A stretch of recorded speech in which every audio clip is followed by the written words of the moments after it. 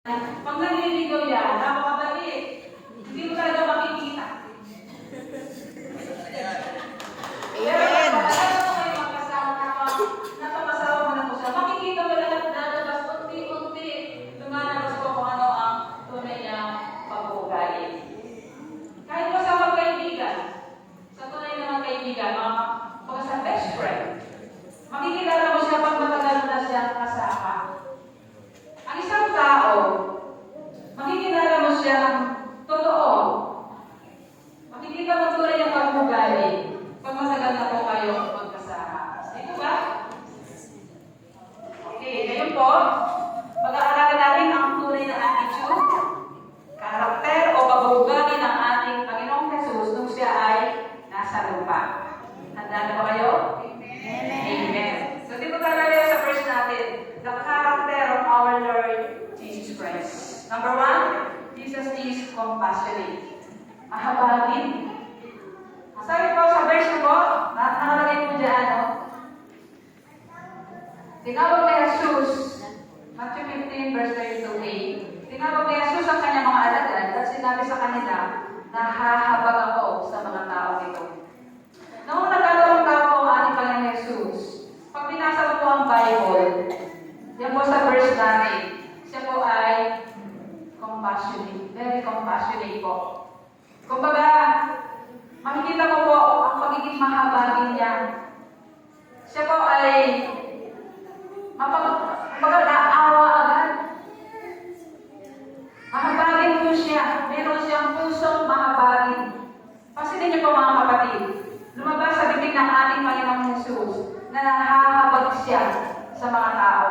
Nung makita niya maraming tao na sumusunod sa Kanya, na umabot po ng 4,000 katao. Lalaki pa lang po yun. Paano ba pag isinama ang mga babae at mga bata?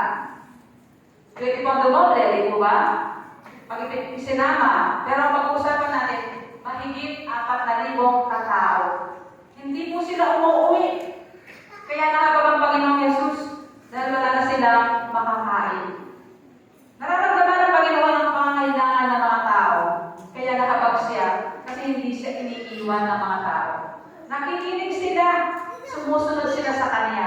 Hindi sila umaalis. Kaya talagang nahabag po ng ating Panginoon sa lahat ng nandoon. Sa panahon natin ngayon, may mga Kristiyano na pag umabot ng 1 oras ang preacher, naiinip na po sila. Nagre-reklamo na. Ang tagal na magturo ni Pastora. Ang tagal na magturo ni Bishop. Di ba? Dami ko pang gagawin sa bahay. Mawawala na po yung focus. Kasi ang tagal ng preaching, ang tagal ng message. Ang isip, nasa bahay na. Wala naman pong ganyan dito. Amen? Amen. Amen. Mga magulang kapatid, yaman nandito na po tayo sa church. Focus na po tayo kay Lord. Bakit po tayo napunta ng church? Dahil nais natin sambahin, nais natin pasalamatan ang ating Panginoon. Amen. Pakinggan po natin ang mensahe ng Lord at ipanalangin na maunawaan natin ang revelation ng ating Panginoon para sa ating lahat. Palapakan po natin si Lord. Ano po yung karakter ng ating Panginoon nung siya ay nasa lupa? Jesus is caring. Number 2. Jesus is caring. Tayo po ganun po sa Matthew 15:32b. 3 araw na ngayong kasama natin sila at wala na silang pagkain. Ayaw kong paalisin sila ng gutom, baka sila mahilo sa daan. Ganyan po ang Panginoon natin. Ayaw niya silang paalisin, baka sila mahilo sa daan. Sabi ni Jesus, no? Kung siya lang po talagang gusto niya, alam niyo po, kaya po tayo dito, no po? Kumakain tayo. Kasi gusto ng Lord, busog po tayo. Amen? Amen. Amen. Sabi ni Jesus, hindi ko ibig na paalisin silang buto, baka mahilo sila sa daan. Gusto ng Panginoon, makakain ng lahat. Yan po ang puso ng ating Panginoon, mapagmalasakit po siya. Kasi sabi ng caring, mapagmalasakit. Isipin niyo po, libo-libong tao inaalala ng ating Panginoon. Gusto niya pakainin sila lahat dahil ayaw niyang mahilo sila sa daan. genuine caring. Yung totoong pagmamalasakit. Ganyan po ang puso ng ating Panginoon. Mga minamahal, ang paglilingkod po natin sa ating Panginoong Jesus ay worth it po. Worth it. Dahil mapagmalasakit po ang ating Diyos. Pag nakita niya kahit busy ka, inuuna mo siya. Sobrang busy ka, pero inuuna mo siya. Kahit pag busy ka, nagpupunta ka sa church, pag Sunday, pag Friday, sa mga Bible studies, pumupunta ka pa din. Kahit masama ang pakiramdam mo, hindi ka nag-a-absya sa panambahan.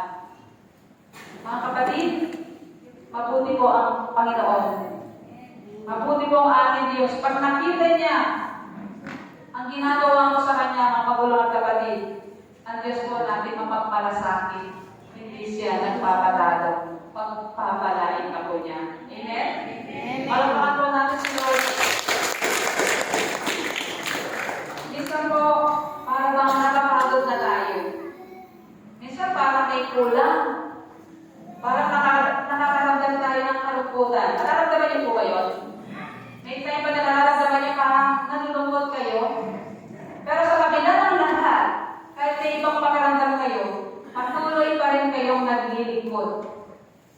Alam niyo po, hindi po papayag ang ating Panginoon na hindi iparamdam ang kanyang caring, ang kanyang pagmamalasakit sa atin. Ganyan po kabuti ang pagmamalasakit ng ating Diyos. Palakpakan po natin si Jesus. Ano pa po yung factor ng ating Panginoon? Number 3, Jesus remained confident in the midst of significant challenges. Nanatiling nagtitiwala si Jesus sa gitna ng mabigat na suliranin. Ang ating Panginoong Jesus ay relax na. Kahit na nakikita niya maraming tao, alam niya maaaring gutom na sila. Kasi 3 araw na po nilang kasama. Pero panatag lang po si Jesus. Nagtitiwala po siya sa Diyos Ama. Mateo 15:34a. Ilan bang tinapay ang nariyan? Tanong ni Jesus sa kanila. Sa kabila na nakikita niya crowded na. Kaya po yun, di ba? Yung 1,000 nga lang, dami. Sa ating ako siguro, mga 120, pero dami na. Pero yung 4,000, ano kaya na, no? Dami-dami siguro po, nasa ilang po sila, no? Imagine po natin, ilan pang tinapay ang nariyan sa ulo ni Jesus? Tingnan niyo po ang sinabi ng mga alagad, no? Sa Mateo 15:23. Matthew 15:23. Sinabi naman ng mga alagad, saan po tayo kukuha ng sapat na pagkain para sa ganito karaming tao sa ilang na lugar? Ang tanong ng ating Panginoon, ilan ang tinapay diyan? Ang mga alagad ang nag-aalala kung saan sila kukuha na mapapakain sa ganito karaming tao. Ang mga alagad po ang nag-aalala. Kasi niyo po, kaya napakahalaga po ano po, napakahalaga na ibigay natin ang ating best time, ang ating best effort sa ating Panginoong Jesus na nag-aalis ng ating mga worries sa buhay. Worth it po ang paglingkuran natin siya sapagkat siya po ay mahabagin at mapagmalasakit sa bawat isa po sa atin. Kapag po natin hahanapin ang wala, nadamo natin, huwag po tayong mag-alala. Ipagkatiwala natin kay Jesus ang kakulangan sa ating buhay at ipagpasalamat natin kung ano ang mayroon natin. Ulitin ko lang po, huwag po tayong mag-alala. Ipagkatiwala natin kay Jesus ang kakulangan sa ating buhay at ipagpasalamat kung ano ang mayroon natin. Amen? Amen. Jesus remained confident in the midst of significant challenges. Sa kabila po ng maraming tao na dapat niyang pakainin, kumbaga, nakikita niyang maraming tao, kung inisipin po natin malaking problema ito, but he remained confident. Hindi po siya nag-alala, hindi siya natakot, hindi siya nag-isip ng iba. Kumbaga, may tiwala siya sa kanyang Diyos. May kwento po ako sa inyo, ano po? Yung ninang po ni Ate May, ito po naunong pa po ito. Sila po ay ikinasal sa isang magandang bagong open na resort. Kinasal po sila the best nila.